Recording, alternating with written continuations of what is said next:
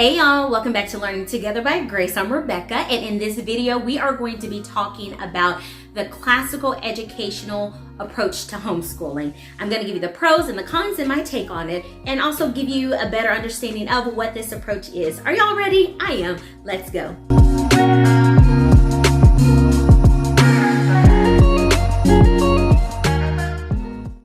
Okay, just to give you a breakdown of what a classical education is for homeschool, I have my notes here, y'all. So basically the intention is to create students who are wise and virtuous students by teaching them how to think and what to do in terms of morals, okay? There is a high regards for morals and values in this curriculum, and they like to use classical literature in order to drive that point home.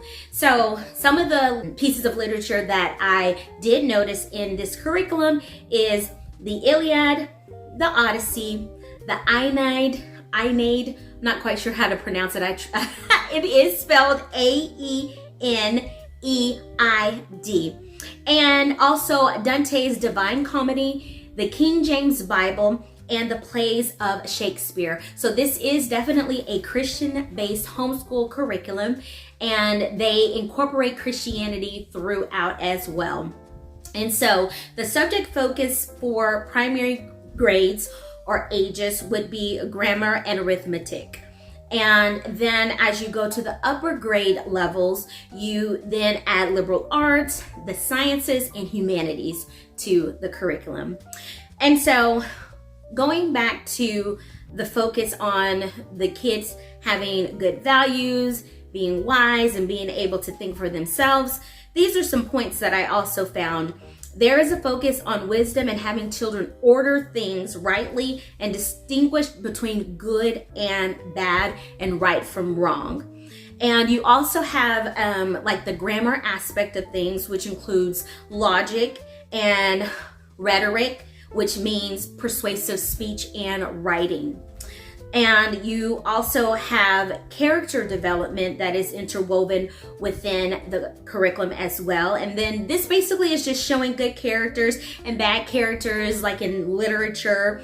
And this is supposed to help the students build their own personal character. Now, I also realized that there is a heavy focus on literature from a Western civilization point of view. And so the literature, it revolves around morals with good and bad characters. And, you know, it is going towards literature that includes historical, factual, imaginative, and fictional literature. Now, there is also the cultural aspect of this curriculum, which deals with the purpose of education and focusing on the culture with making children employable out in the world. So that's supposed to be the culture aspect, just helping them to be employable people out in the world, basically helping them to get a job. All right. Now, this is what I also learned with the cultural aspect of things. It is not a political indoctrination that they're trying to do, but rather it is the passing on of the culture of the Christian faith from a Western civilization. So think about Rome and, you know, things of that are the Egyptians, think about the Romans, the Greeks, and all of that. It's like a, I guess you would say like a sequential breakdown of our Christian faith today in Western civilization. And so one of the key things that I heard a lady who does use this program for homeschooling is think about the end goal. What is your end goal? Keep that in mind as you are teaching your children. What are you expecting? Are you expecting them to be able to go to college? Are you expecting them to be good citizens out in the world? What are your expectations? Keep that end goal in mind as you are doing your curriculum with your children. And so these were the pros to me with this particular homeschool method.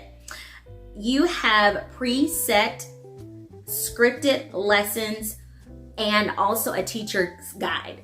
So for people who do not want to worry about trying to plan a lesson, this is perfect because you have everything that's lined up for you. You know, on Monday we're doing this, on Tuesday we're doing this, on Wednesday we're doing this. And so this is a grab and go where you as the parent or guardian, you are able to just allow the book to work itself out with your children. And it is focused on having your children doing independent work. Of course, that comes later on because in the primary years, they do need more hands-on. Another pro is that with this curriculum, it's focusing on learning to mastery. And the way that they do this is by having repetitive lessons each year. So this can help children, like if they didn't get the information for this school year, okay, maybe next school year they'll be able to get that. So it is a focus on mastery. And then also a pro is there's simply classical education for students with special needs. And so it helps I guess broaden the reach of children that can actually use this curriculum. I thought that this was very impressive to be able to, utilize this curriculum in order to help children with special needs. Now, these are the cons to me personally. Because it's scripted and repetitive, this can feel a bit too strict for some parents and children that need more liberty in their education. And also another con is that it seems focused on the Western worldwide view that it seems like it kind of scoots out other cultural differences. And, I think each culture is important. And it could be challenging to just focus on the Western civilization and not really be open to other cultures. And then also another con to me was the focus on the classic books. And this could be problematic again, because if your culture is different, you may not understand or relate to these classical books that are offered.